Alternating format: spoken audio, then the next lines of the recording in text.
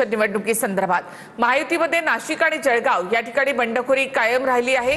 नाशिकमध्ये गिरीश महाजन यांचे निकटवर्तीय गोकुळ गीते यांनी माघार घेतली नाही।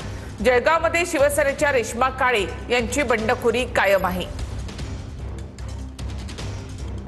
नाशिकमध्ये गोकुळ गीते यांनी शिवसेनेच्या विरोधामध्ये बंडखोरी केली आहे। महायुतीत नाशिकची जागा शिंदेंच्या शिवसेनेच्या वाट्याला गेली। शिंदेंच्या शिवसेनेकडनं नरेंद्र दराडे हे उमेदवार आहेत।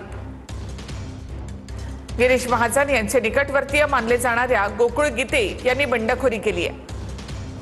नाशिकच्या जागेसाठी गोकुळ गीतेंचे बंधू गणेश गीते यांनी सुद्धा अर्ज भरला होता। महायुतीच्या नेत्यांनी समजूत काढल्यानंतर गणेश गीतेंकडनं अर्ज मागे घेण्यात आला। महायुतीच्या नेत्यांकडून गोकुळ गीतेंची समजूत काढण्याचा प्रयत्न करण्यात आला।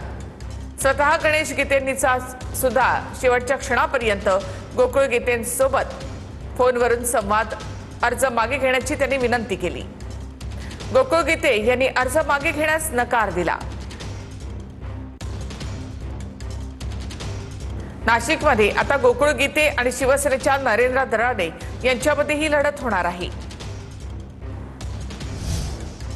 तर महायुतीमध्ये नाशिक आणि जळगावमध्ये बंडखोरी कायम राहिली। नाशिकमध्ये गोकुळ गीतेंनी उमेदवारी अर्ज मागे न घेतल्यामुळे जळगावमध्ये रेश्मा काळे यांनी सुद्धा आपला उमेदवारी अर्ज मागे घेतला नाही। महायुतीमध्ये जळगावची जागा भाजपच्या वाट्याला गेली आहे। भाजपकडनं नंदकुमार महाजन हे उमेदवार आहेत।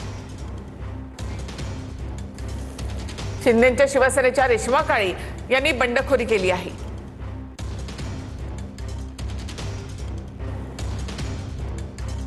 रेश्मा कुंदन काळे, जळगाव विधान परिषदची उमेदवार। मी माझी अर्जदारी कायम ठेवली। आता संघर्षाला सामोरे जाईल, लढणार आणि जिंकणार।